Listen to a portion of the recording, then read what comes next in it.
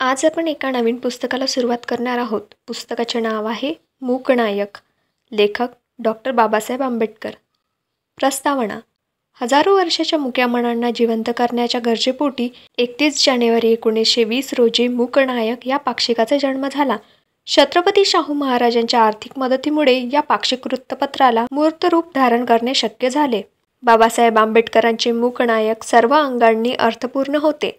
या वृत्तपत्राच्या पहिल्या अंकातच त्यांनी वृत्तपत्र निर्मिती संबंधीची भूमिका निसंदिग्ध स्वरूपात व्यक्त केली आहे. ते लिहिताना आमच्या या बहिष्कृत लोकांवर होत असलेल्या व पुढे होणाऱ्या अन्यायावर उपाययोजना सुचवण्यासाठी तसेच त्यांची भावी उन्नती व तिचे मार्ग यांच्या खऱ्या स्वरूपाची चर्चा होण्यास वर्तमानपत्रासारखी अन्य भूमीच नाही. परंतु मुंबई इलाख्यात निघत असलेल्या वृत्तपत्रांकडे न्याहाळून पाहिले असता असे दिसून येईल की त्यातील बरीचशी पत्रे विशिष्ट जातींचे हितसंबंध पाहणारी आहेत व इतर जातींच्या हिताची त्यांना पर्वा नसते. इतकेच नव्हे तर केव्हा केव्हा त्यांना अहितकारक असेही त्यातून प्रलाप निघतात. दीनमित्र, जागरूक, डेक्कन रयत, विजयी मराठा, ज्ञानप्रकाश, सुबोध पत्रिका वगैरे पत्रातून बहिष्कृत समाजाच्या प्रश्नांची चर्चा वारंवार होते. परंतु ब्राह्मणेतर या संज्ञेखाली मोडत असलेल्या अनेक जातीच्या प्रश्नांचा त्यात खल होतो. त्यात बहिष्कृतांच्या प्रश्नांचं सांगोपांग उहापोह करण्याची पुरेशी जागा मिळणे शक्य नाही हेही उघड आहे. त्यांच्या अतिबिकट स्थितीत संलग्न असलेल्या प्रश्नांची चर्चा करण्यास एक स्वतंत्र पत्र पाहिजे हे कोणीही कबूल करेल. ही उणीव भरून काढण्यासाठी या पत्राचा जन्म आहे. बाबासाहेबांनी वृत्तपत्राच्या निर्मितीची प्रेरणाच या ठिकाणी व्यक्त केली आहे. वृत्तपत्रांची भूमिका ही सर्व जाती जमातीच्या कल्याणाची असावी या प्रकारची सार्थ अपेक्षा येथे विशद करतात. 1. मनोगत. जर या हिंदुस्थान देशातील सृष्ट पदार्थाच्या व मानवजातीच्या चित्रपटाकडे प्रेक्षक या नात्याने पाहिले तर हा देश म्हणजे केवळ विषमतेचे माहेरघर आहे असे निसंशय दिसेल. येथील सृष्टी पदार्थांची उपयुक्तता व विपुलता व त्याशी संलग्न असलेल्या अफाट जनसमूहात वसत असलेल्या दारिद्र्याची विषमता इतकी मनोवेधक आहे की तिच्याकडे असावधपणात देखील लक्ष गेल्याशिवाय राहणार नाही. परंतु या विषमतेकडे लक्ष जाते न जाते तोच या देशात वास्तव्य करणाऱ्या मानवात नांदत असलेली व उपपरिनिर्दिष्ट धाकट्या बहिणीस लाजवणारी ही थोरली विषमता दत्त म्हणून डोळ्यापुढे लख्ख उभी राहते. या हिंदी जणात वसणारी विषमता अनेक स्वरूपाची आहे. सर्वसाधारण असलेली कायिक व मानवकोटीच्या आद्य शाखांन्वये उद्भवलेली विषमता येथेही आहेच. काळेगोरे, उंच ठेंगणे, नाकेले किंवा फेंदारलेले, तसेच आर्य, अनार्य, गोंड, खोंड, यावणी, द्रविड, अरब व इराणी इत्यादी भेद काही ठिकाणी जागृत तर काही ठिकाणी शमित व काही ठिकाणी स्थित पण आहेतच. धार्मिक विषमता कायिक व मानवकोटीच्या शाखांन्वये येणाऱ्या विषमतेपेक्षा प्रज्वलित स्थितीत आहे व केव्हा केव्हा तर ही धार्मिक विषमता विकोपास जाऊन तिच्या पायी रक्तपात सुद्धा होतो. हिंदू, पारसी, यहुदी, मुसलमान, ख्रिस्ती वगैरे धार्मिक विषमतेचे तट आहेतच, पण अधिक बारीक दृष्टीने पाहिल्यास हिंदू धर्मीयात शिरलेल्या विषमतेचे स्वरूप जितके कल्पनातील तितकेच ते निंदास्पदही आहे. हा मांग, हा ब्राह्मण, हा शेणवी, हा मराठा, हा महार, हा चांभार, हा पारशी, हा कोरी, हा वैश्य इत्यादी भिन्न भिन्न जातींचा हिंदू धर्माच्या पोकळीत समावेश होतो. एकधर्मीयत्वाच्या भावनेपेक्षा भिन्न जातीयत्वाच्या मुळा किती खोलवर गेले आहेत हे हिंदूंना सांगणेच नको. एखाद्या युरोपियन गृहस्थाने आपण कोण या प्रश्नास इंग्लिश, जर्मन, फ्रेंच, इटालियन इत्यादी प्रकारचे उत्तर दिले की समाधान होते. परंतु हिंदूची मात्र तशी स्थिती नाही. मी हिंदू आहे या उत्तराने कुणाची तृप्ती व्हावयाची नाही. त्याला आपली जात काय हे सांगणे अगदी जरूर असते. म्हणजे आपली विवक्षित माणुसकी व्यक्त करण्यासाठी प्रत्येक हिंदूला आपली विषमता पदोपदी उघडकीस आणावी लागत आहे. हिंदू धर्मीयात असलेली ही विषमता जितकी अनुपम आहे तितकीच ती निंदास्पदही आहे. कारण विषमतेनुरूप होणाऱ्या व्यवहाराचे स्वरूप हिंदू धर्माच्या शिलाला शोभण्यासारखे खास नाही. हिंदू धर्मात समाविष्ट होणाऱ्या जाती उच्च-नीच भावनेने प्रेरित झाल्या आहेत हे उघड आहे. हिंदू समाज हा एक मनोरा आहे व एक एक जात म्हणजे त्याचा एक एक मजलाच होय. मात्र लक्षात ठेवण्यासारखी गोष्ट ही आहे की या मनोऱ्यास शिडी नाही म्हणून एका मजल्यावरून दुसऱ्या मजल्यावर जावयास मार्ग नाही. ज्या मजल्यात ज्यांनी जन्मावे त्याच मजल्यात त्यांनी मरावे. खालच्या मजल्यातला इसम मग तो कितीही लायक असो त्याला वरच्या मजल्यात प्रवेश नाही व वरच्या मजल्यातला माणूस मग तो कितीही नालायक असो त्याला खालच्या मजल्यात लुटून देण्याची कोणाची प्राज्ञा नाही. उघड भाषेत बोलावयाचे म्हणजे जातीजातीत असलेल्या या उच्च नीच भावना गुणावगुणाच्या पायावर झाल्या आहेत असे नाही. उच्च जातीत जन्मलेला मग तो कितीही अवगुणी असो तो उच्च म्हणावयाचा, तसेच नीच जातीत जन्मलेला मग तो कितीही गुणी असो तो नीचच राहायचा. दुसरे असे की परस्परात रोटीबेटीचा व्यवहार होत नसल्यामुळे दर एक जात या जिव्हाळ्याच्या संबंधात स्वयंवह म्हणजे तुटक आहे. ही निकट संबंधाची गोष्ट जरी बाजूला टाकली तरी परस्परातील बाह्य व्यवहार अनियंत्रित असा नाही. काहींचा व्यवहार दारापर्यंत होतो व काही जाती तर अस्पृश्य आहेत, म्हणजे त्या जातीतील माणसाचा स्पर्श झाला असता इतर जातीतील माणसास विटाळ होतो. विटाळामुळे या बहिष्कृत जातींशी इतर जातींच्या लोकांचा क्वचितच व्यवहार होतो. रोटीबेटी व्यवहाराच्या अभावी कायम असलेल्या परकेपणात स्पृश्यास्पृश्य भावनेने इतकी भर टाकली आहे की या जाती हिंदू समाजात असून समाजाबाहेर आहेत असेच म्हटले पाहिजे. या व्यवस्थेमुळे हिंदू धर्मीय ब्राह्मण, ब्राह्मणेतर व बहिष्कृत असे 3 वर्ग होतात. तसेच विषमतेच्या परिणामाकडे लक्ष दिले तर असे दिसून येईल की तिच्या पायी विविध जातींवर विविध परिणाम झाले आहेत. सर्वात उच्च असलेल्या ब्राह्मण वर्गास आपण भूदेव आहोत असे वाटत आहे. सर्व मानवांचा जन्म आपल्या सेवेसाठी झाला आहे असे मानणाऱ्या भूदेवांना रूढ असलेली विषमता पोषकच आहे आणि म्हणूनच ते आपल्या स्वनिर्मित हक्काने आपली सेवा करून घेऊन आपले राजरोसपणे व बिनदिक्कत मेवा खात आहेत. त्यांनी काही करणी केली आहे म्हणावे तर ज्ञानसंचय व धर्मशास्त्र लेखन एवढेच काय ते? पण ते धर्मशास्त्र म्हणजे आचारविचारांच्या प्रबल विरोधाचे कोडेच म्हणावयाचे. हे उदात्त विचार व अनुदार आचार याची सांगड घालणारे धर्मशास्त्रकार झिंगले होते असे वाटते. कारण सचेतन तशीच अचेतन वस्तू ही सारी ईश्वराची रूपे आहेत असे उपदेशणाऱ्या तत्ववादी यांच्या आचारात विलक्षण विषमता दिसावी हे काही शुद्धीवर असणाऱ्याचे लक्षण नव्हे. वेडेवाकडे कसेही असो, पण या धर्मशास्त्रांची छाप लोकांवर काही कमी नाही. आपणहून अज्ञजन आपण हितशत्रूस भूदेव म्हणून भजत आहेत हे कोण कबूल करील? विघातक धर्मभावनेच्या शृंखलेने जखडून घेऊन शत्रूस मित्र समजून तयाच्या पायी इतरे जण लीन का झाले याचा उलगडा करावयास फार दूर जावयास नको. अज्ञानी लोकांकडून काहीही करविता येते आणि म्हणूनच ज्ञानसंचय प्रसार नव्हे ही ब्राह्मणांची मिरास आहे. हे एक धर्माचे मोठे तत्व होऊन राहिले आहे. तिची महारकी मिळवण्याचे पातक इतरांनी करू नये असे बजावित असतानाही चोरून छपून ज्ञान मिळवून सज्ञान झाल्यावर पूर्वापार चालत आलेले आचारविचार सोडवयास स्वच्छंदाने लिहिलेले हे विघातक धर्मशास्त्र तलवारीच्या जोरावर अशा अधर्मीय ब्राह्मणोत्तरांच्या माथी मारण्याची उदाहरणे ब्राह्मण आमदानीत काही कमी नाहीत. सत्ता व ज्ञान नसल्यामुळे ब्राह्मणोत्तर मागासलेले व त्यांची उन्नती खुंटली हे निर्विवाद आहे. परंतु त्यांच्या दुःखात दारिद्र्याची तरी भर पडली नाही. कारण शेती, व्यापार, उदीम अथवा नोकरी करून आपला चरितार्थ चालवणे त्यांना दुरापास्त नाही. पण या सामाजिक विषमतेचा बहिष्कृत समाजावर झालेला परिणाम अतिघोर आहे. दौर्बल्य, दारिद्र्य व अज्ञान या त्रिवेणी संगमात हा अफाट बहिष्कृत समाज वाहवला असला पाहिजे हे खास. दीर्घकाळ अंगी मुरलेल्या दासत्वामुळे उद्भवलेली हीनता त्यांना मागे खेचीत आहे ती स्थिती योग्य आहे, त्यापेक्षा बरी स्थिती आपल्या नशिबी नाही अशा समजुतीचा विघातकपणा ह्या पतितांच्या नजरेस आणण्यास ज्ञानासारखे अंजनच नाही. पण ते अजूनही मिरची मसाल्यासारखे विकत घ्यावे लागत आहे आणि दारिद्र्यामुळे ते दुर्मिळ झाले आहे. कोठे कोठे तर विकत घेऊन ठेवलेले असताही ते मिळत नाही.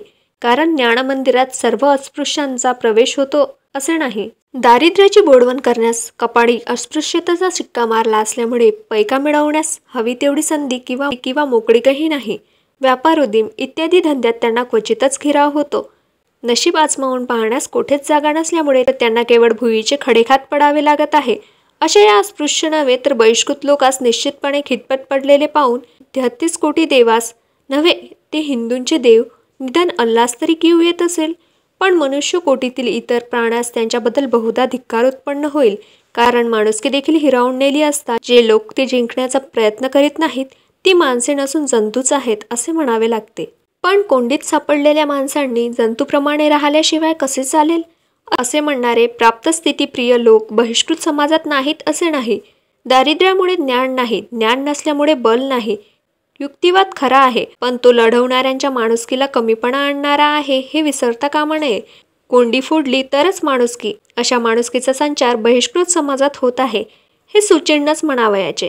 प्रचलित हिंदू धर्माच्या अतिघोर अन्यायास्तव आपल्या समाजात अस्पृश्य मानण्याचे महापातक विश्वजनक प्रभूला न जुमानता करणारे कोट्यावधी अविवेकी व दुराग्राही जन जोपर्यंत या देशात वावरत आहेत तोपर्यंत आपला समाज निकृष्ट स्थितीमध्येच खितपत राहणार आहे, याची जाणीव या बहिष्कृत समाजातील लोकांस बऱ्याच अंशी झाली आहे असे म्हणावयास प्रत्यवाय नाही.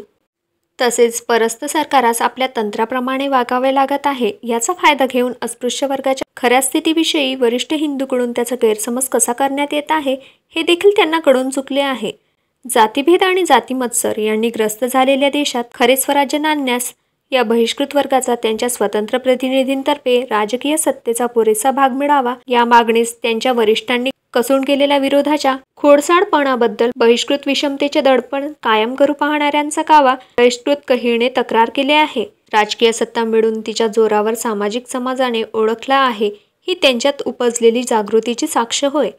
आमच्या या बहिष्कृत लोकांवर होत असलेल्या व पुढे होणाऱ्या अन्यायावर उपाययोजना सुचवण्यास तसेच त्यांची भावी उन्नती व तिचे मार्ग यांच्या खऱ्या स्वरूपाची चर्चा होण्यास वर्तमानपत्रासारखी अन्य भूमीच नाही, परंतु मुंबई इलाख्यात निघत असलेल्या वृत्तपत्राकडे न्याहाळून पाहिले असता असे दिसून येईल की त्यातील बरीच पत्रे विशिष्ट जातीचे हितसंबंध पाहणारी आहेत. इतर जातींच्या हिताची त्यांना पर्वा नसते. इतकेच नव्हे तर केव्हा केव्हा त्यांना अहितकारक असेही त्यातून प्रलाप निघतात.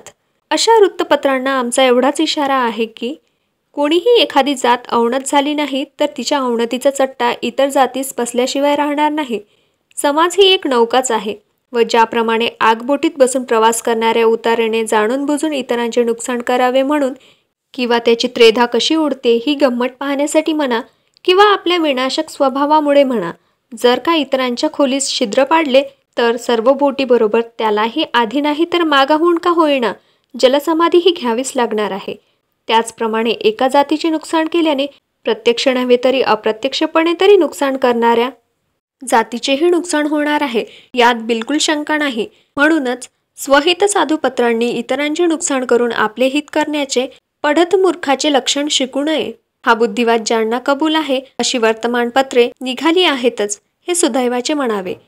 दीनमित्र, जागरूक, डेक्कन रयत, विजयी मराठा, ज्ञानप्रकाश, सुबोध पत्रिका वगैरे पत्रातून बहिष्कृत समाजाच्या प्रश्नांची चर्चा वारंवार होते.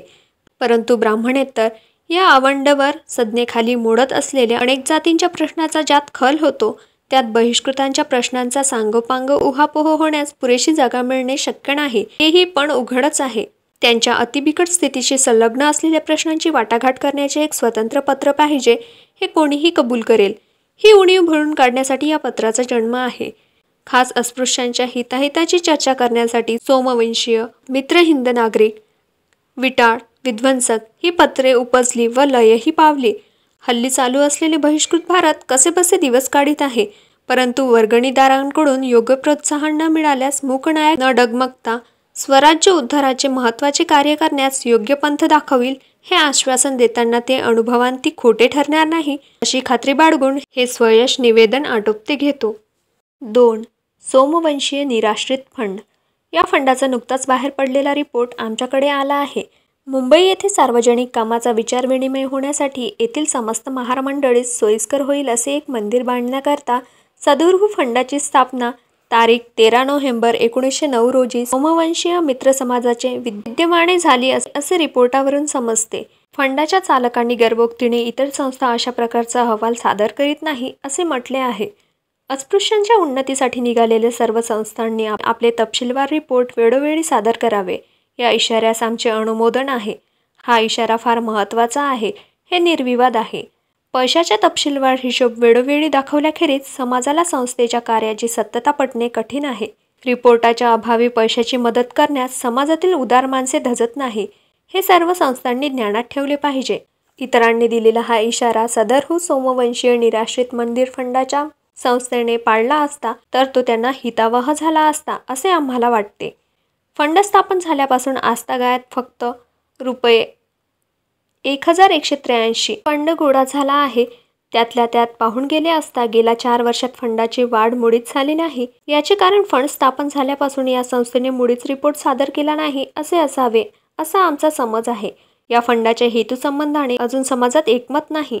अस्पृश्य वर्गाने उच्चवर्णीय हिंदू लोकांच्या देवळात जाण्यास सामाजिक हक्क मिळवण्याचा प्रयत्न करावा किंवा पैसे गोळा करून आपल्या धार्मिक हितासाठी स्वतंत्र देऊळ बांधावे या वादग्रस्त प्रश्नांचा निकाल आज आम्हाला देता येत नाही. तेवढ्यावरून फंडाची वाढ करण्याचा प्रयत्न मात्र कमी होऊ देऊ नका. पुढे मागे जरी फंडाचा हेतू बदलावा लागला तरी फंड असल्याने काही वावगे नाही. काहीतरी इष्टच घडून आणता येईल.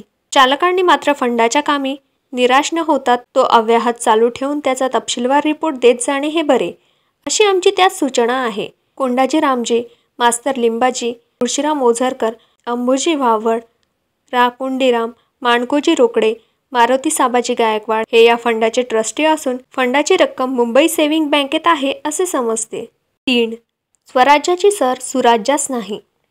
आजवर ज्ञात असलेल्या भूगोलाकडे राजकीय दृष्टीने पाहिले असता त्यातील देशांचे आपणाला एक स्वयंशासित व दुसरा परशासित असे 2 मुख्य वर्ग करता येतात. स्वयंशासित देशातील कारभार त्या देशात राहणाऱ्या लोकांकडेच असतो, पण परशासित देशाची स्थिती तशी नसते. त्यांचा राज्यकारभार परदेशातील लोकांच्या हाती असतो. अशा या वर्गीकरणात हिंदुस्थान देशाचा अंतर्भाव दुसऱ्या वर्गात होतो. या देशात राहणारे लोक मुसलमान, पारशी वगैरे लोक जरी आहेत तरी त्यांना हिंदी लोक या सर्वसाधारण नावाने संबोधता येईल. पण या हिंदी लोकांवर राजकीय अंमल चालवणारे लोक मात्र हिंदी नाहीत, म्हणजे हिंदी लोक स्वयंशासित नाहीत. आज बरेच दिवसापासून हिंदुस्थान हा देश परकीय अंमलाखाली आहे. हा सुपीक देश काबीज करून घेण्यास बऱ्याच जुन्या पाश्चात्य राष्ट्रांनी अनेकवार प्रयत्न केले. रोमन व ग्रीक लोकांनीही या दिशेने प्रयत्न केला, पण तो विफल झाला. पण मुसलमान लोकांनी केलेल्या प्रयत्नास जबर फळ आले. जरी मुसलमान लोकांच्या हिंदुस्थानावरील स्वाऱ्यास इसवी सन 986ला सुरुवात झाली तरी त्यांना या देशात कायमचे ठाणे मिळवण्यास बराच अवधी लागला. पृथ्वीराज जेव्हा 1993मध्ये लढाईत मरण पावला तेव्हा हिंदू बादशाहीचे दिल्लीचे तख्त कायमचे मोकळे पडले. ज्या पठाण लोकांनी ही गादी बळकावली त्यांचा 1526मध्ये पानिपत येथील मुघल लोकांचा अधिपती बाबर याने पराभव करून दिल्ली येथे हिंदुस्थानचा बादशाह अशी आपल्या नावाने ग्वाही फिरवली. पण स्थापन होऊन 200 वर्षाच्या आतच हिंदीचे हिंदू तख्त जिंकलेल्या या मुसलमानी सार्वभौम सत्तेला उतरती कळा लागली. काही काळ ती सत्ता दक्षिणेतील मराठे लोकांकडे होती, पण शेवटी ती किमान कायमची इंग्रजांच्या हाती गेली व तेथे ती देवकी योजनेने आजतागायत अबाधित आहेत, अशी या देशाच्या पारतंत्र्याची पूर्वपीठिका आहे. राजकारणाचे सर्वसाधारण असे 2 आद्य हेतू आहेत. एक शासन व दुसरा संस्कृती.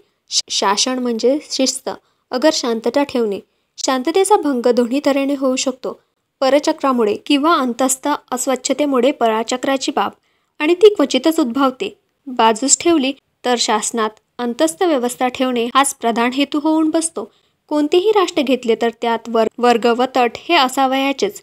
इतकेच नव्हे तर वर्गावर्गाचे तसेच व्यक्तीचे सामाजिक, आर्थिक, राजकीय व धार्मिक हितसंबंध परस्पर विरोधी असतात. अशा विरोधामुळे एका व्यक्तीने किंवा वर्गाने आपला चांगभले करण्यासाठी दुसऱ्या व्यक्तीवर किंवा वर्गावर चढण्यास सुरुवात केली किंवा जीवासघात किंवा मिळकतीस नुकसान करण्यास किंवा अन्य तऱ्हेने अपाय करण्यास सुरुवात केली तर अंतस्थ शांततेचा भंग होण्याचा संभव असतो आणि शांततेशिवाय सामाजिक जीवन धोक्याचे होऊन मानवात नित्य होत असलेला कार्यक्रम बंद पडतो. अशामुळे शासन हा जरी महत्त्वाचा हेतू आहे तरी नुसते शासन करणाऱ्या म्हणजे प्रजेस अमुक करू नका व करून शांतता मोडल्यास दंड होईल असे बजावणाऱ्या राज्यपद्धतीला हल्लीच्या काळातील तारतम्याने रानटी म्हणावे लागेल. सुधारलेल्या राष्ट्रातील राज्यपद्धतीचा कल जितका शासनाकडे असतो तितकाच संस्कृतीकडेही असतो. आहे त्यापेक्षा प्रजेची उन्नती अधिक कशी होईल याचे मार्ग आखणे, तिची साधने सर्वांना सारखी उपलब्ध करून देणे, उन्नतीस अनुकूल अशी परिस्थिती उत्पन्न करणे हा राज्य करण्याचा दुसरा हेतू शासना इतकाच किंबहुना अधिक महत्त्वाचा होऊन बसला आहे. राज्यकारणाचे हे 2 हेतू परिस्थितीनुरूप निरनिराळ्या ठिकाणी निरनिराळ्या प्रमाणात अंमलात येतात. जेथे राज्यकारभार एका विशिष्ट वर्गाचे हित होऊन बसतो, मग तो वर्ग स्वकीयांचा असो वा परकीयांचा असो, तेथे संस्कृतीपेक्षा शासनास प्राधान्य मिळते. कारण शांतताभंगामुळे त्यांच्या अंमलात धोका येण्याचा संभव असतो. शांतता जरी अवश्य आहे तरी शांततेच्या नावाखाली जुलूम होणे अगदी साहजिक असते. कारण शांतता ठेवण्यास कोणाच्या तरी स्वातंत्र्याला निर्बंध घालावाच लागतो. व्यक्तीच्या स्वातंत्र्याला केव्हा निर्बंध घालावा व केव्हा घालू नये याचा निर्णय करताना स्वातंत्र्य आणि स्वच्छंद असा भेद केला पाहिजे. परंतु स्वातंत्र्य कायम ठेवून त्याचे स्वच्छंदात पर्यावसन न होऊ देणे हे इतके नाजूक काम आहे की बऱ्याच प्रसंगी स्वातंत्र्याचा उत्कल्पना मोडण्यासाठी स्वातंत्र्यावरच गदा येते. स्वातंत्र्य नष्ट झाले असता शांतता राहते, पण व्यक्तिविकास होत नाही, म्हणून शासनातिशयामुळे नुकसानच होते. दुसरा असा आक्षेप आहे की परकीयांच्या अंमलाखाली राज्यकर्ते आपल्या जातभाईच्या हितासाठी प्रजेच्या हिताकडे दुर्लक्ष करतात, नव्हे त्यांची आहुती देतात. एवं एखाद्या देशावर दुसऱ्या देशाची सत्ता असल्याने अंमलाखाली असणाऱ्या लोकांचा फायदा क्वचितच होतो. हा नियम सर्व तज्ज्ञांस संमत आहे. परंतु हिंदुस्थानातील इंग्रजी अंमल या बाबतीत अपवाद म्हणून गणला जाईल यात संशय नाही. या हिंदुस्थान देशात अनेक परचक्रे येऊन त्यांनी लोकांना त्राही करून सोडले. त्यात अनेक राजकीय बंडामुळे प्रजेला शांतता म्हणजे मोठी दुर्मिळ चीज झाली होती. अशा या त्रस्त देशाला ब्रिटिश सत्तेमुळे झालेल्या शांततेचा लाभ टाकाऊ म्हणता येईल काय? तसेच ज्या हिंदुस्थानाचा संस्कृतीच्या दृष्टीने रानटी लोकात पहिला नंबर अथवा सुधारलेल्या राष्ट्रात शेवटचा नंबर आला असता, तो देश नूतन स्थापन होत असलेल्या राष्ट्रसंघात सामील होण्यास लायक झाला आहे. ही ब्रिटिश आमदानीत झालेली त्यांच्या संस्कृतीची वाढ कमी झाली असे म्हणणे सत्याच्या कसोटीत फारसे उत्तरेल असे वाटत नाही. परंतु स्वकीयांच्या अंमलाखाली जर प्रजा संतुष्ट नसते हे अनुभव सिद्ध आहे, तर परकीयांच्या अंमलाखाली ती असंतुष्ट असल्यास त्यात मोठेसे नवल नाही. आणि परकीय अंमल हितवाद असला तरी केवळ परकीय म्हणून पारतंत्र्यात अडकून राहिलेल्या लोकांचे लक्ष नेहमी आपल्यावर हुकूमत चालवणाऱ्यांच्या दोषांकडे वेधलेले असते. याच न्यायाने आज इंग्रजी अंमलाविरुद्ध बरीच चळवळ चालली आहे. या चळवळीच्या मुळाशी जो हेतू आहे त्याची छाननी करणे अगदी जरुरी आहे. राष्ट्रीय सभा जिला काँग्रेस असे म्हणतात, ती याच चळवळीची जननी होय. ही सभा प्रतिवर्षी भरते. तिचे 34वे अधिवेशन गेल्या नाताळात अमृतसर शहरी झाले. ही राष्ट्रीय सभा सन 1885 मध्ये अस्तित्वात आली व ती अस्तित्वात येण्याची कारणे अगदी साहजिक आहेत. कोणत्याही देशाला आपली खरी स्थिती काय आहे हे तारतम्याने कळतेच. आपण श्रीमंत आहोत की गरीब आहोत, बरे आहोत की वाईट आहोत, ज्ञानवान आहोत की ज्ञानहीन आहोत, गौरवर्णीय आहोत की कृष्णवर्णीय आहोत, हे इतरांकडे नजर फेकल्याशिवाय कळत नाही. याचप्रमाणे एका राष्ट्राला आपण इतर राष्ट्रांपुढे पुढारलेले आहोत किंवा मागासलेले आहोत हे कळण्यास त्याला इतर राष्ट्रांच्या अभ्यासाने किंवा दळणवळणाने परिचय व्हावा लागतो. त्याशिवाय कोणाही एकालकोंड्या राष्ट्राच्या तुलनेस अभावी आपली निकृष्ट अशी स्थिती उत्कृष्ट आहे असे वाटून तिच्यात कुजट पडण्यास वावगे वाटत नाही. या दृष्टीने येथील लोकांना आपल्या खऱ्या स्थितीचे सापेक्षत्वाने व तुलनेने आकलन होण्यास हिंदुस्थानची व इंग्रजांची प्रजा आणि राजा या नात्याने घडून आलेले निकट संबंध फार महत्त्वाचा आहे. इंग्रजी विद्या म्हणजे केवळ वाघणीचे दूध. ते ज्यांना म्हणून प्राशन करावयास सापडते त्यांच्यात नवा उत्साह, नवीन तेज, नवीन स्फूर्ती उत्पन्न झाली. ज्यांना म्हणून इंग्रजीत संपादिता आली त्यांनी युरोपियन देशांच्या इतिहासाचे परिशीलन करून अनियंत्रित राजसत्तेमुळे तोटे काय होत असतात हे जाणले व स्वतंत्रतेच्या कल्पना त्यांच्या मनात घुडू लागल्या. इंग्रजी विद्येच्या प्रभावाने त्यांना राजा आणि प्रजा यांचे हक्क कळून चुकले. हे वाघिणीचे दूध पिऊन पुष्ट झालेले या पिल्लांनी इंग्रजांच्या सत्तेच्या विरुद्ध प्रजापक्षाच्या वतीने भांडण्यास जारीने सुरुवात केली. इंग्रजी राज्य जरी परकीय लोकांचे राज्य आहे तरी काही सहकारी अधिकारी व जाता यांनी प्रजापक्षाच्या या सभेस वारंवार सहानुभूती दाखवली. इतकेच नव्हे तर खुद्द हिंदुस्थानाचे माजी गव्हर्नर जनरल लॉर्ड डफरिन यांनी तिच्या उभारणीस हातभार लावला व आपली सहानुभूती केवळ शब्दात न ठेवता तिच्या मागण्यास अनुसरून आपल्या राज्यव्यवस्थेत सुधारणा करण्यास मागे घेतले नाही. हे त्यास भूषणावह आहे. हा प्रजापक्ष उभारल्यापासून ब्रिटिश सरकारने शिक्षणाच्या बाबतीत उदारबुद्धीचे धोरण स्वीकारले आहे. प्राथमिक शिक्षण मोफत व सक्तीचे करण्याचा क्रम सुरू केला आहे. व्यावहारिक व शास्त्रीय शिक्षणाकरता शिष्यवृत्ती निर्माण करण्यात आल्या आहेत. आरोग्याच्या बाबतीत सरकारकडून मोठ्या प्रमाणावर पैसा खर्च होत आहे. दारूसारख्या मादक पदार्थांवर कर वाढवून दारूच्या व्यसनास आळा घालण्यास, दारूचे गुत्ते बंद करण्या किंवा दारूची विक्री नियंत्रित करण्यास सुरुवात झाली आहे. लोकांच्या तक्रारी ऐकून जंगलासंबंधी चाऱ्याची व जळाऊ लाकडाची सवलत देण्यात येत आहे. मिठावरील कर कमी केला आहे. प्राप्तीवरील कराची मर्यादा वाढवली आहे. पोलीस खात्यातील वरिष्ठ व दुय्यम प्रतीच्या जागा व लष्कर खात्यातील वरिष्ठ दर्जाचे हुद्दे एतदेशीय लोकांस मिळू लागले आहेत. मुलकी शिक्षण इत्यादी खात्यातील वरिष्ठ प्रतीच्या नोकऱ्या त्यांना मिळाव्यात असे नुकतेच ठरले आहे. शेतकीची सुधारणा तसेच पतपेढ्यांची स्थापना सरकार जोराने करीत आहे. इतकेच नव्हे तर प्रजेतील लायक व जबाबदार अशा माणसांस प्रांतिक व वरिष्ठ कायदे मंडळात घेऊन त्यांच्या सल्ल्याने कायदे ठरवले जात आहेत. प्रजापक्षाकडील माणसांना कायदे काउन्सिलात घेण्याच्या पद्धतीतही सरकारने उत्तरोत्तर उदारपणाचे धोरण दर्शवले आहे. प्रथमतः म्हणजे 1861 साली जेव्हा प्रजापक्षाकडील माणसात सरकारी कायदे काउन्सिलात घेण्याचे तत्व मान्य झाले त्यावेळेपासून तो 1892 पर्यंत सरकारी निवडणुकीत प्रजेतील कोणत्या माणसास घ्यावे हे सरकारच्या आवडीनिवडीवर अवलंबून असे. पण सरकारने निवडलेला सभासद प्रजेच्या हिताला नेहमी जात असे नाही. बहुधा तो हांजी हांजी करणाऱ्यापैकीच असे. निदान काउन्सिलातील आपली जागा कायम राखण्यासाठी सरकारची मर्जी राखावी म्हणून प्रजापक्ष सत्य असूनही स्वार्थासाठी त्याची आहुती देत असे. आपण नेमलेले सभासद जी हुकूम म्हणणारे आहेत, प्रजेचे हितकर्ते नव्हेत. अशा टीकेमुळे नेमणुकीच्या ऐवजी निवडणुकीचे तत्त्व अंमलात आणले आहे. एकूण ब्रिटिश राज्यपद्धतीचा कल वर्षानुवर्षे सुराज्य पद्धती करण्याकडे आहे हे त्यांच्या कट्टर शत्रूलाही कबूल करणे भाग आहे. प्रजापक्षाची ही राष्ट्रीय सभासद ब्रिटिश राज्यपद्धती सुराज्य पद्धती करून आणण्यासाठी जन्मास आली हे जर खरे आहे तर वर निर्दिष्ट केलेल्या सुधारणा पाहून तिचे समाधान झाले पाहिजे. परंतु समाधान न होता उलट असंतोषच जास्त वाढत आहे असे दिसून येते. याचे कारण या राष्ट्रीय सभेच्या आद्य हेतूत झालेला बदल हेच होय. तिला आता सुराज्य नको, कारण स्वराज्याची सर सुराज्याला नाही या नवीन तत्वाने तिच्यावर पगडा बसवला आहे. निव्वळ तत्वाला हरकत नाही, पण व्यावहारिकदृष्ट्या आणि तत्वापेक्षा व्यवहारच श्रेष्ठ आहे. स्वराज्य कोणाचे व ते कशासाठी हे कळल्याखेरीज त्या तत्वाची री आम्ही तरी ओढू शकत नाही. मग कोण ओढील ते ओढो बिचारा. 4. स्वराज्याचे मातापिता. जसा ब्रह्मदेवाला आपण सृष्टी उत्पन्न केल्याबद्दल किंवा विश्वामित्राला मी प्रतिसृष्टीचा विधाता आहे याबद्दल अभिमान वाटावा, तसाच मनुष्यकोटीतील प्रत्येक प्राण्यास अमुक एका गोष्टीचे मूळ कारण आपण आहोत याबद्दल अभिमान वाटावा हे साहजिक आहे. स्वराज्यवादियात हिंदुस्थानास मिळालेले स्वराज्य आदिकारण कोण या संबंधाचा जो मोठा लढा उत्पन्न झाला आहे तो या न्यायास धरूनच आहे. लोकमाता, बिजांड, लोकमान्य टिळक आणि लोकमान्य शास्त्री इत्यादी आपापल्या परी स्वराज्याच्या विधात्याची जागा बळकावू पाहत आहेत. बरे, झाली याच्या अवघेची सांगाती. या रसोक्तीच्या दृष्टीने लोकमान्य टिळकांची धडपड अगदी विपरीत आहे. दिलेले स्वराज्य अगदी निराशाजनक व टाकाऊ आहे असे जर लोकमान्य टिळक म्हणतात तर तसल्या विद्रूप मुलाचा मीच बाप असे साबित करून घेण्यास काय अर्थ आहे कोण जाणे. वासनेवरून शिलाची कल्पना होते म्हणतात. लोकमान्यांचे शील तर कमी दर्जाचे नसेल ना. लोकमाता बिंजाट व लोकमान्य शास्त्री यांची गोष्ट मात्र निराळी. त्यांना हे मूल आवडते म्हणून त्याला मांडीवर घेण्याचा त्यांचा प्रयत्न एवढा अशाल्यार्थ नाही. तरी पण या मुलाचे आपण मातापिता आहोत असे मानणे हा त्यांचा भ्रम आहे. माझ्या मते स्वराज्याचे बीजारोपण करणाऱ्यांच्या यादीत स्वतः होऊन घेतलेल्या पुढारी या टोपण नावाच्या ओझ्याखाली चिरडून गेलेल्या एकाही माणसाची गणना करता येणार नाही.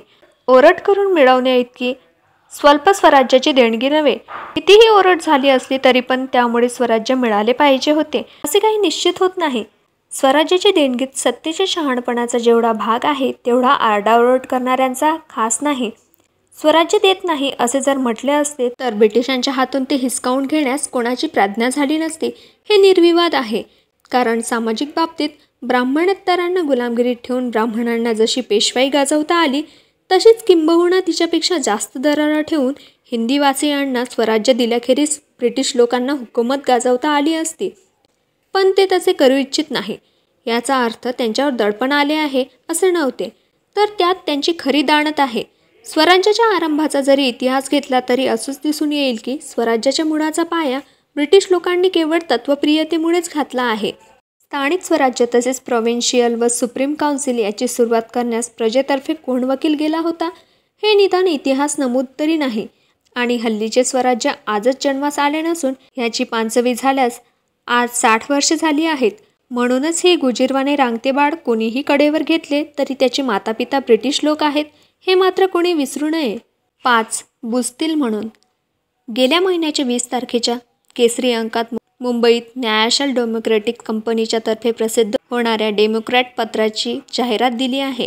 जेवून ढेकर दिल्यानंतर यजमानास आशीर्वाद देणे हे जसे अतिथीचे कर्तव्य असते त्याच न्यायाने केसरी पत्राने आपल्या स्फुट सूचनेत या कंपनीच्या शेअर्सच्या स्वरूपात सहाय्य करण्यास राष्ट्रीय पक्षाच्या लोकांस तसे आपल्या वर्गणीदारास शिफारस केली आहे. ह्यात काही वावगे नाही. उलट एवढ्या मोठ्या जाहिरातीचे पैसे खाऊन त्या संबंधाने काही उद्गार काढले नसते तर मात्र केसरीची वर्तवणूक निंदास्पद झाली असती.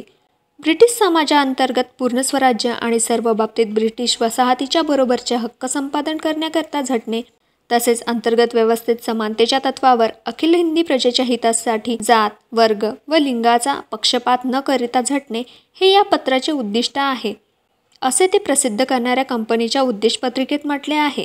बोले तेच चाले.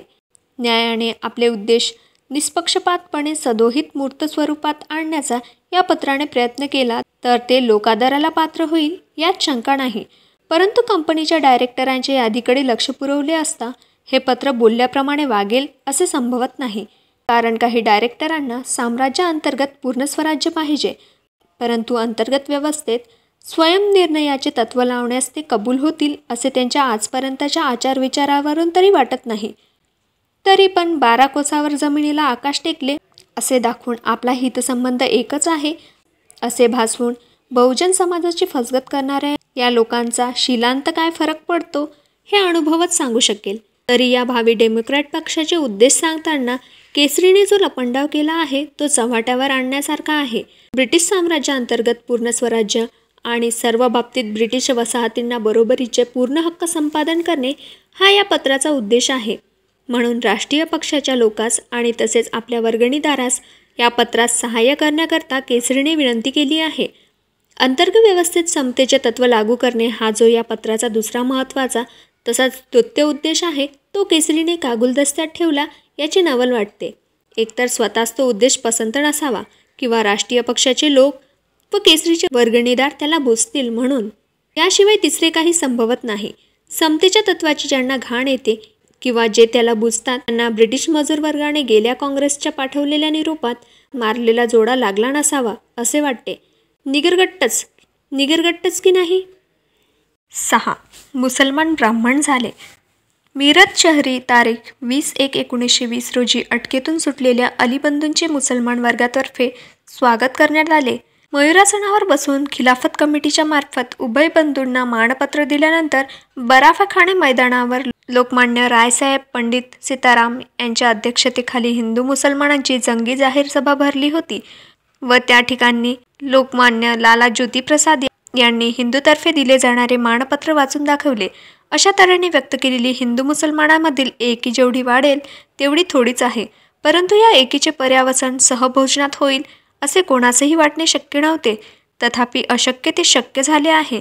या सभेची हकीकत देताना क्रॉनिकल पत्राच्या खास बातमीदाराने असा संदेश पाठवला आहे की अलीबंधूच्या स्वागतप्रसंगी मीरत येथील रहिवाशी लोकमान्य लाला बुद्धप्रकाश या हिंदू गृहस्थाच्या घरी हिंदू मुस्लिम पाहुणे मंडळी ताटास ताट लावून जेवली. एकाच्या ताटास दुसऱ्याने ताट लावून जेवण्यास दोघेही एकाच जातीचे असणे हिंदू धर्माला आवश्यक आहे. सहभोजनास जरूर असलेले एकजातीयत्व अद्भुत करण्यास हिंदू मुसलमान झाले की मुसलमान हिंदू झाले हा एकच प्रश्न आहे. मुसलमानांना कोणाही बरोबर सहभोजन करण्यास त्यांच्या धर्माची हरकत नसते, पण ज्या अर्थी हिंदूंना हरकत आहे त्या अर्थी मुसलमानांचे हिंदू केले असणे म्हणणे भाग पडते. हे कसे घडले हे एक कोडेच आहे. कारण हिंदू म्हणवण्यास हिंदू म्हणवणाऱ्यांच्याच पोटी आल्याखेरीज गत्यंतर नसते.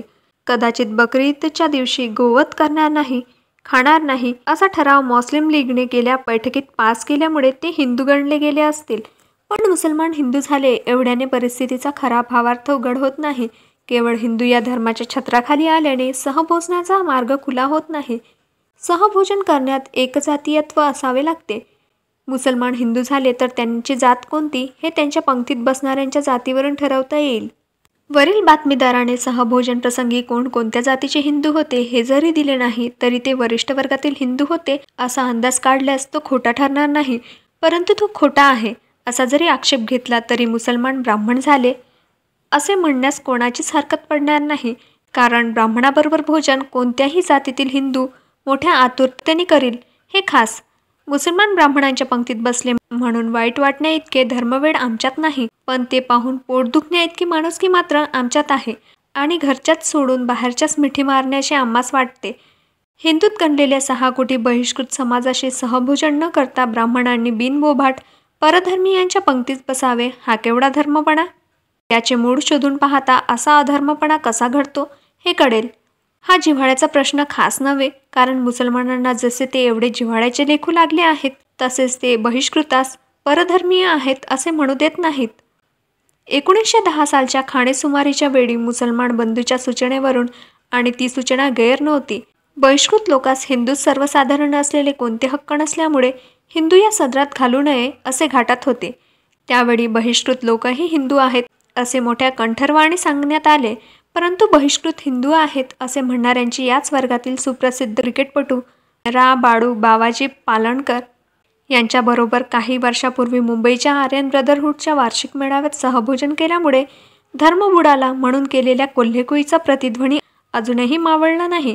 जसे त्या प्रसंगी तसेच या प्रसंगी बिजीबात नाही, ज्ञाताने वार असे कर्मठांच्या तोंडून आले नाही. याचा अर्थ सहज कळण्यासारखा आहे.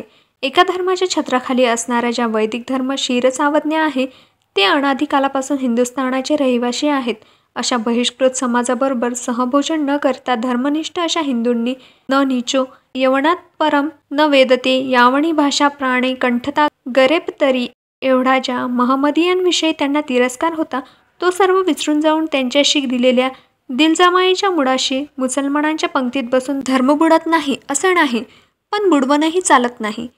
पंक्तीला बसा, धर्म बुडवा, पण एक व्हा आणि स्वराज्य मागा, असे ब्राह्मण लोक आजकाल मुसलमानांची प्रार्थना करीत आहेत.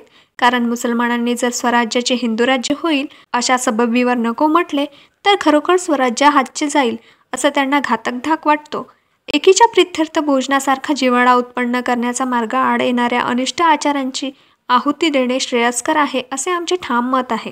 परंतु धर्म बुडवून मुसलमानांशी ऐक्य करण्यास झटणाऱ्या हिंदूंनी आपल्या बहिष्कृत धर्मभाईशी ऐक्य करण्यास धर्माची आडकाठी आणावी, यात असलेले मर्म नाक दाबल्याखेरीज तोंड उघडत नाही या म्हणीस साठले आहे हे उघड आहे. मुसलमानांची एकी न केली तर स्वराज्य मिळणे अशक्य आहे, पण बहिष्कृती सहकार्य न करता जर स्वराज्य मिळण्यास बाधा येत आहे तर वरिष्ठ हिंदूंनी तरी त्यांच्याशी ऐक्य करण्याच्या भानगडीत का पडावे. सहकारितेचे जहर प्यावयास लावल्याखेरीज ती पिणार नाहीत, पण एवढा धाक घालण्यास बहिष्कृतांनी संघशक्ती उत्पन्न करावयास नको काय. संघशक्ती वाचून बहिष्कृत लोक ब्राह्मण व्हावयाचे नाहीत. 7. हे स्वराज्य नव्हे, हे तर आमच्यावर राज्य. गेल्या अंकात राष्ट्रीय सभा जिल्हा काँग्रेस असे म्हणतात तिच्या वाढत्या भूकचा अनुवाद झाला. ब्रिटिश राज्यपद्धती सुराज्य पद्धती करण्यासाठी जरी ती जन्मास आली तरी कालमांड परत्वे सुराज्याच्या ऐवजी मागणी करून तिने स्वराज्याची देणगी मिळवली आहे व ती अवमानिता जरी येत नाही तरी पण ती उपयुक्त आहे की नाही हे ठरवणे अगदी जरुरी आहे.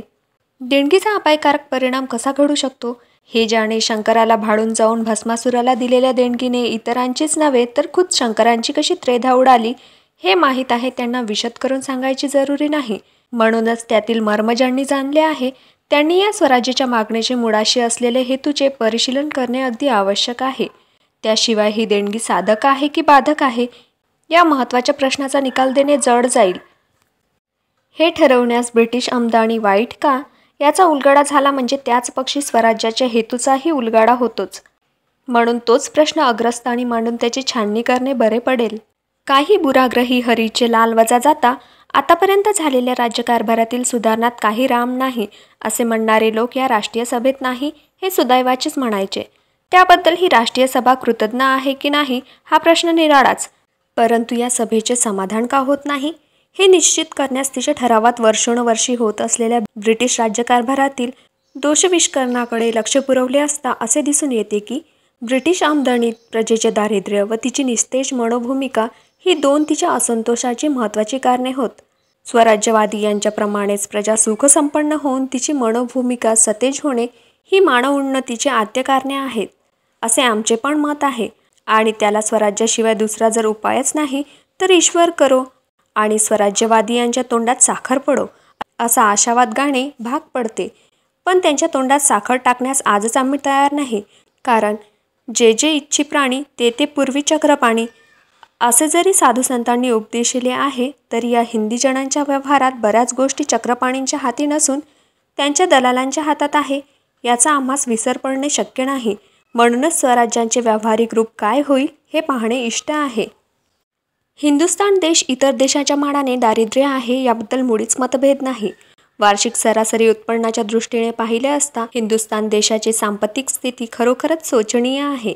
Belgium, Denmark, France, Germany, Italy, Sweden, Spain, Switzerland, great Britain व अमेरिकन संयुक्त संस्थानात दरमानची सरासरी वार्षिक उत्पन्नाचे लढाईपूर्वीचे आकडे अनुक्रमे 28, 32, 27, 31, 12 अनुक्रमे 28, 32, 27, 31, 12, 16, 19, 39, 40 पौंड आहेत. परंतु हिंदुस्थानसारख्या दाट वस्तीच्या देशात दरमानचे प्रमाण 2 पौंड पडते. यावरून या देशाची सांपत्तिक स्थिती किती हलाखीय आहे हे निराळेच सांगायला नको. ब्रिटिश सत्ता स्थापन होण्यापूर्वी हिंदुस्थान देशाचा सांपत्तिक दर्जा इतर राष्ट्राच्या मानाने अव्वल नंबरचा होता, परंतु ब्रिटिश लोकांच्या विघातक व्यापारी धोरणामुळे अखेरचा आला आहे असे म्हणणारा एक पक्ष आहे. परंतु त्या पक्षाशी झगडा करीत बसण्यास अर्थ नाही. आर्थिक उन्नतीचा राजमार्ग उहापोह करण्याचेही हे स्थळ नव्हे. स्वराज्याच्या आमदनीत दारिद्र्य नाहीसे करणाऱ्या स्वराज्यवादियांनी आखलेल्या मार्गाची इष्टनिष्ठता ठरवणे एवढेच आजचे कर्तव्य आहे. स्वराज्यवादियांच्या मते हिंदुस्थानाच्या दारिद्र्याच्या मुळाशी हिंदुस्थानास लागू असलेली अनियंत्रित व्यापार पद्धतीच आहे. व्यापार पद्धती नियंत्रित करणे हा हिंदुस्थानाचे दारिद्र्य घालवण्याचा त्यांना मुख्य मार्ग आहे असे म्हटल्यास कोणी आक्षेप घेणार नाही. हा मार्ग भावतो का भोवतो याचा निर्णय अर्थशास्त्राच्या सिद्धांताच्याच आधारे केला पाहिजे. जे जिन्नस आपल्या अगदी अल्पमोलाने तयार करण्यासारखे आहे ते दरेक राष्ट्राने तयार करावे व ते इतर राष्ट्रास विकून त्यापासून आपणास लागणारे पण स्वदेशी अल्पमोलाने तयार न करिता येण्यासारखे जिन्नस विकत घेण्यात सर्व राष्ट्रांचा फायदा आहे. हा अर्थशास्त्राचा सिद्धांत सर्वसंमत आहे. राष्ट्रातील परस्पर व्यापाराची उभारणी याच व्यवहार सिद्ध तत्वावर आहे. एकाच देशात उत्पन्न होणारा माल दुसऱ्या देशात निर्गत होतो. याचे कारण हेच की पहिल्या देशात दुसऱ्या देशापेक्षा तो कमी मोलाने तयार करता येतो. त्याचप्रमाणे एका देशात उत्पन्न होणारा माल दुसऱ्या देशात आयात होतो. याचे कारण हेच की दुसऱ्या देशात तो माल पहिल्या देशापेक्षा कमी भावाने किंवा त्याच भावाने तयार करता येत नाही. म्हणूनच स्वल्प मोलाने उत्पन्न होऊ शकणारा माल उत्पन्न करून त्याच्याऐवजी आपल्याला नाही पण परकीयांना स्वल्पात साध्य होणारा माल घेणे ही अनियंत्रित व्यापार पद्धती सर्व अर्थशास्त्रांना मान्य आहे. यावरून जो माल आपल्याला अल्पमोलाने तयार करता येत नाही तो त्यांना तसा करता येतो. त्यापासून विकत घेण्याऐवजी स्वदेशीय तयार करण्याचा हेका धरल्याने तोटाच होणार हे निर्विवाद आहे. असे जरी आहे तरी पण हिंदुस्थानातील स्वराज्यवादियास ते कबूल नाही. त्यांच्या मते हिंदुस्थानातील स्वराज्यवादियास ते कबूल नाही. त्यांच्या मते हिंदुस्थानात संपत्तीची वाढ होण्यास हल्ली आयात होत असलेला माल हिंदुस्थानातच तयार झाला पाहिजे. तो तयार होण्यास आयात मालावर प्रतिबंध ठेवणे किंवा जकात ठेवणे अगदी जरूर आहे. त्याशिवाय अन्य मार्ग नाही असे त्यांनी वेळोवेळी प्रतिपादिले आहे. प्रतिबंध ठेवून किंवा जकात बसून परदेशी मालाची आयात कमी झाली म्हणजे स्वदेशी माल उत्पन्न करून ती तूट भरून काढण्यास सहजी स्थापन होणारे धंदे व कारखाने वाढून हा दरिद्री देश सधन होईल अशी प्रवचने सांगणाऱ्या ताठवरलेल्या स्वदेशी अर्थशास्त्रज्ञांनी नियंत्रित व्यापार पद्धतीचे पूर्ण स्वरूप पाहिलेच नसावे दिसते. पण आम्हाला ते पाहिल्याखेरीज गत्यंतर नाही. परदेशी माल आयात होतो याचे कारण तो कमी किमतीत मिळतो. तसाच माल स्वदेशात उत्पन्न होत नाही याचे कारण तो अधिक भावाचा पडल्यामुळे व्यापारात परदेशी मालापुढे त्याचा टिकाव लागत नाही. त्याचा टिकाव लागावा म्हणून तर परदेशी मालास अटकाव करा ह्या महामंत्राचा जप चालला आहे. पण परदेशी माल अटकाव झाल्यास लोकांस अधिक भावाचा स्वदेशी माल विकत घेणे भाग पडेल याचा विचार कोणी करावा. परदेशी मालाच्या ऐवजी स्वदेशी माल खपून स्वदेशी धंदे आणि कारखाने स्थायिक होतील, परंतु त्यापासून देशाचे कल्याण होईल असे म्हणण्याऐवजी देशातील भांडवलाचे कल्याण होईल असे म्हणण्याऐवजी देशातील भांडवलवाल्यांचे कल्याण होईल असे म्हणणे अधिक यथार्थ होणार आहे. कारण अनियंत्रित व्यापार पद्धतीत मिळत असलेला स्वल्प भावाचा माल नियंत्रित व्यापार पद्धतीत गोरगरिबांना अधिक दाम घेऊन विकत घ्यावा लागणार आहे. यात त्यांची होणारी नागवण स्वदेशी या लाडक्या शब्दाने भरून निघेल असे मानून ते समाधान पावतील असे संभवत नाही. त्यांची नागवणूक होणार त्यात बहुतांशी बहिष्कृतांचा समावेश होत असल्यामुळे त्यांचा खिसा कातरून इतरांचे कल्याण करून त्यात सर्व देशाचे कल्याण झाले असे भासवणाऱ्या हातचलाखीला ते फसून जातील असे जर स्वराज्यवादियास वाटत असेल तर तो त्यांचा केवळ भ्रम आहे. स्वराज्याच्या या उपायाने दारिद्र्य जाईल असे मानून स्वराज्य मागणे इतके वेडे ते खास नाहीत. कारण सुसंपन्नतेचा हा स्वदेशी मार्ग त्यांना भोवेलासाच भासतो. स्वराज्यवादी यांच्या एका भाकिताची फलश्रुती काय होईल याचा ऐतवर विचार झाला. आता त्यांच्या दुसऱ्या भाकिताची फलश्रुती काय होईल ते पाहू. ब्रिटिश राज्यकारभारातील दुसऱ्या दोषांचे विवेचन करताना स्वराज्यवादी असा आधार देतात की ज्या ज्या परिस्थितीत एका वर्गाचे किंवा व्यक्तीचेच वर्चस्व इतर वर्गावर किंवा व्यक्तीवर स्थापित होते ती परिस्थिती उभयास अनर्थकारकच होते. ज्यांच्यावर अशा तऱ्हेने वर्चस्व स्थापन होते त्यात स्वामित्व आलेल्या लोकांचे राजे, लोकपाल, लोकनियते, प्रजापती, भूदेव, ईश्वरांश, ईश्वरावतार, कालकारण, न्यायमूर्ती, सद्गुण निधान, कृपासागर अशी विशेषणे लावण्याचा प्रघात पडतो. उलट पक्षी स्वामित्वाखाली आलेल्या लोकांची स्वतःची हीन, पडित, आज्ञाधारक, सेवक, किंकर अशी विशेषणे लावून घेण्याची सवय लागते.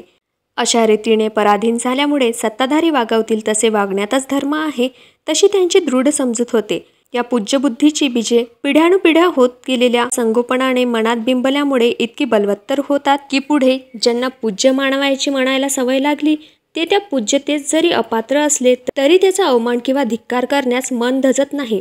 तशाच प्रकारचे वर्चस्व मंडित लोकांना आपली स्तुतिस्तोत्रे ऐकण्याची सवय लागते व आपण स्तुतिपात्र आहोत ही भावना तिच्या पिढ्यानुपिढ्या होत गेलेल्या संगोपनाने इतकी दृढ होते की अंगी कोणत्याही प्रकारचा प्रशंसनीय गुण नसतानाही आपण परमपूज्य आहोत असे वाटून लोक जर वंदू लागले नाहीत तर त्यास दंडवून पदावयास लावण्याचा प्रयत्न करतात. अशा परिस्थितीत वरच्यात जसा दुराभिमान उत्पन्न होतो तसाच खालच्यांचा स्वाभिमानही नष्ट होतो. वरच्यास ज्याप्रमाणे आज्ञा देणे हे कर्तव्य वाटते त्याचप्रमाणे खालच्यास आज्ञापालनातच आपली इति कर्तव्यता आहे असे वाटते. अशा परिस्थितीमुळे वरच्यांच्या मनाभूमिकेत काठिण्य येते व खालच्यांची मनोभूमिका निस्तेज होऊन त्यांची आपण होऊन काही करण्याची धमक जागच्या जागीच विरून जाते. जेथे जेथे म्हणून उच्चनीय असे स्थितीजन्य तट पडतात तेथे तेथे उच्च लोकांची मानसिक दास्यतात खितपत पडलेल्या नीच लोकात व्यक्तिविकास होणे शक्य नसते. कै गोखले यांनी व्यक्त केलेले ब्रिटिश राज्यकारभारातीलच नव्हे तर कारभारानुषंगिक असलेला जो दुसरा दोष त्याला याचाच आधार घेतला होता. त्यांच्या मते परकीय राज्यकारभाराच्या खर्चाने होणारे नुकसान जरी अक्षम्य म्हणून बाजूला ठेवले तरी परकीय राज्यकारभाराने होणारे नैतिक नुकसान अक्षम्य आहे. परकीयांच्या वर्चस्वामुळे हिंदी जणांचा मानसमोड ठेंगणा होत चालला आहे. आपण कम दर्जाचे आहोत असे सुचवणाऱ्या वातावरणात दिवस काढावे लागत आहेत आणि परिस्थितीला मान देण्यासाठी त्यांच्यातील कर्तृत्ववान पुरुषास देखील खालचा दर्जा पत्करावा लागत आहे. अशा परिस्थितीत त्यांच्यात पूर्ण व्यक्तिविकास होणे शक्य नाही. स्वराज्याखाली वसत असलेल्या लोकात दिसून येत असलेला आत्मबलाचा प्रभाव अनुभवण्यास त्यांना काही संधीच नाही. इंग्रजांच्या राज्यकारभारातील वर्चस्वामुळे होत असलेली खच्ची बंद पडण्यास व त्यांच्यात स्वाभिमान उत्पन्न होण्यास स्वराज्याची आवश्यकता आहे हे कबूल करण्यास फारशी अडचण पडणार नाही आणि आमच्या मते स्वराज्याच्या या दोन कारणात हेच कारण सबल आहे. व्यक्तिविकास करण्याचा उपाय म्हणून स्वराज्य दिल्यास आमची ना नाही, परंतु जर इंग्रजी राज्याविरुद्ध घेतलेला हा आक्षेप ब्राह्मणांच्या मुखात एकपटीने शोभतो तर तोच आक्षेप ब्राह्मणी राज्यांच्या विरुद्ध एखाद्यास बहिष्कृताने घेतलेल्या 1000 पटीने शोभेल. त्यास खोटे म्हणणारा पामर सापडेल असे दिसत नाही. म्हणूनच ज्या स्वराज्यवादींना व्यक्तिविकासाची एवढी चाड आहे व ज्यासाठी ते बंदिवासही भोगत आले आहे त्यांनी 6 कोटी बहिष्कृत लोकांस व्यक्तिविकासाचा मार्ग खुला करण्यास काय केले आहे असा उलट प्रश्न विचारणे भाग पडते. जशी परकीय अंमलामुळे हिंदी जणात उद्भूत होत असलेली सूक्ष्महीनता राष्ट्रीय सभेस दिसते तशी स्वकीयांच्या अंमलामुळे या बहिष्कृत लोकात उद्भूत होत असलेली हीनता का दिसू नये. कदाचित ती इतकी ढोबळ आणि लखलखीत असावी की तिच्या प्रखरतेमुळे ब्राह्मणांचे डोळेच दिपून जात असावेत किंवा तीकडे पाहण्याची त्यांची इच्छाच नसावी. या दोहोपैकी दुसराच तर्क खरा आहे असे सिद्ध होते. परकीयांच्या दास्यातून मुक्त करण्यास धडपडणाऱ्या या राष्ट्रीय सभेने स्वकीयांना स्वकीयांच्या दास्यातून काढण्याच्या प्रयत्नांचे संशोधन केले असता स्पष्ट होते की त्यांचे दास्य कायम करण्यातच तिचे अंग आहे. या राष्ट्रीय सभेची जेव्हा स्थापना झाली तेव्हा तिच्या कार्यक्रमाबद्दल बराच वाद उत्पन्न झाला होता. राजकीय मागण्या मागाव्या किंवा सामाजिक दास्यात अडकून पडलेल्या देशबांधवास सोडवण्याचा प्रयत्न करावा हा लढा बरेच दिवसपर्यंत चालू होता. परंतु ज्या या सभेत ब्रह्मवृंदांचा जास्त भरणा होता व आहेही तिने आपल्या शिलानुसार स्वकीयांचे स्वस्थापित दास्य विमोचनाचे महत्त्वाचे कार्य फेटाळून लावून ते दास्य कायम ठेवण्याच्या आड येत असलेल्या आपल्यावरील परकीयांचा तेवढा राजकीय शहा नाबूद करण्याचा निंद पण सोयीस्कर मार्ग अवलंबला हे सर्वश्रुत आहे. ज्या काही व्यक्तींना सामाजिक सुधारणा घडवून आणणे विशेष महत्त्वाचे वाटत होते त्यांना सामाजिक परिषद या नावाची एक निराळी सभा स्थापावी लागली. जरी आजतागायत या सामाजिक परिषदेच्या हेतूंचे क्षेत्र अगदी मर्यादित होते म्हणजे बालविवाह, विधवा विवाह, समुद्रपयाण इत्यादी ब्राह्मणांच्या सत्तेला तीडभर देखील धक्का न देणारे होते, तरी तिची राष्ट्रीय सभेकडून नेहमी अवहेलनाच होत असे. व 1895 साली तर तिचे 9वे अधिवेशन जेव्हा पुणे शहरी झाले तेव्हा पुणेकर राष्ट्रभक्तांनी नेहमीच्या पद्धतीस न जुमानता तिला राष्ट्रीय सभेच्या मंडपात भरून त्याला विटाळण्यास मनाई करून आपला क्षोभ व शील ही व्यक्त केली. ब्रिटिशांचे राजकीय स्वामित्व जितके वरिष्ठ हिंदूंच्या महत्त्वाकांक्षेच्या आड येत असे त्यांच्या हजारो पटीने वरिष्ठ हिंदूंचे सामाजिक व धार्मिक वर्चस्व या 6 कोटी बहिष्कृत वर्गाच्या कसे आड येत आहे हे या स्वहित साधू अधामांना पटवून द्यावयास पाहिजे असे नाही. जी सामाजिक बंधने वरिष्ठ हिंदूस पोषक झाली आहे ही या बहिष्कृत वर्गास इतकी मारक झाली आहे की त्यामुळे हा वर्ण नागरिकत्वासही दुरावला आहे. कोणत्याही व्यक्तीस नागरिक म्हणावयास काही हक्क असावे लागतात. त्यात 1. वैयक्तिक स्वातंत्र्य, 2. वैयक्तिक संरक्षण, 3. खाजगी मालमत्ता बाळगण्याचा हक्क, 4. कायद्याच्या बाबतीत समानता, 5. सद्सद विवेक बुद्धीला अनुसरून वागण्याचे मोकळीक, 6. भाषण स्वातंत्र्य व मत स्वातंत्र्य, 7. सभा भरवण्याचा हक्क, 8. देशाच्या राजकारभारात प्रतिनिधी पाठवण्याचा हक्क आणि 9. सरकारी नोकरी मिळवण्याचा हक्क याचा अंतर्भाव होतो. परंतु सामाजिक बंधनामुळे वरील हक्कातील बऱ्याच हक्कांना बहिष्कृत लोक आंचवले आहेत. ब्रिटिश आमदनीत पहिल्या 2 हक्कांची अंमलबजावणी जरी स्वतंत्र होत आहे तरी केव्हा केव्हा उच्चवर्णीय हिंदू अंमलदारांच्या क्षेत्रात हे आपले हक्क नाबूद झाल्याची उदाहरणे या बहिष्कृत वर्गातील लोक दाखवू शकणार नाही असे नाही. तसेच कायद्यातील बाबतीत सर्वच ठिकाणी बहिष्कृत व इतर लोकात समता ठेवली जात आहे हे म्हणणे सर्वांशी खरे ठरेल असेही वाटत नाही. हक्क नंबर 5, 6, 7, 8 हे जरी सर्व हिंदी लोकांना मर्यादित प्रमाणातच दिलेले आहेत तरी ते बहिष्कृत वर्गाच्या पदरात इतरांपेक्षा बऱ्याच कमी प्रमाणात पडतात. मत स्वातंत्र्य व भाषण स्वातंत्र्य किंवा सभा भरवण्याचा हक्क प्रस्थापित राज्यास घातक होईल या रीतीने अंमलात आणण्यास कोणाच मुभा नाही. त्याचप्रमाणे बहिष्कृत वर्गासही नाही व ती त्यांना नकोही आहे. तरी पण या हक्कांचा त्यांनी वरिष्ठ हिंदूंचे प्रस्थापित सामाजिक दडपणाविरुद्ध उपयोग केला तर त्यांना होत असलेल्या मनाईमुळे त्यांचा जसा तोटा होतो तसा इतरांचा होत नाही. सरकारी नोकरी मिळवण्याचा हक्क असून नसून सारखाच आहे कारण स्पर्श अस्पृश्य भावनेमुळे त्यांना ती मिळत नाही. ज्या या बहिष्कृत लोकांनी लष्करात भरती होऊन ब्रिटिशांस हिंदुस्थानाचे राज्य मिळवून देण्यास आपले प्राण खर्ची घातले त्याच खात्यातून त्यांचा कशामुळे उठाव झाला हे त्यांना कळून चुकले आहे. शिकला सवरल्यासही जात लपवण्याखेरीज किंवा धर्मांतर केल्याखेरीज हा नोकरीचा सर्वसाधारण हक्क या बहिष्कृत लोकांस उपभोगिता येत नाही. खाजगी मालमत्ता बाळगण्याचा हक्क इंग्रजी कायद्यात आहे पण मनूच्या द्वाहीमुळे जर मालमत्ता मिळवता येत नाही तर त्यांनी बाळगायचे काय?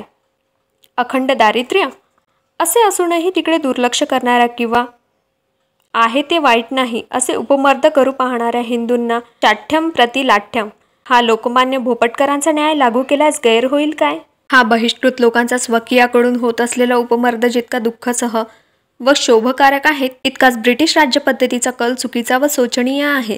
जाती व रूढी यांच्यावर कायद्याचा पगडा बसवण्याचा कायदे करणारी मंडळी आपल्या स्वाभाविक मर्यादेच्या आंत असली पाहिजे व त्या मर्यादेचे उल्लंघन करून समाजाच्या मतांशी तिने प्रत्यक्ष रीतीने विरोध करता कामा नये हा सर्वसाधारण नियम सरकारने आपल्या तारीख 8 ऑक्टोबर 1886च्या ठरावात स्वतःच बंधनकारक म्हणून जाहीर केला आहे. याचा उघड अर्थ असा की सामाजिक व धार्मिक बाबतीत जरी अन्याय होत असला तरी त्याच्या निवारणार्थ सरकार आपली सत्ता खर्ची घालणार नाही म्हणजे आहे ते सामाजिक दडपण अबाधित चालू राहण्यास परवानाच झाला म्हणायचा.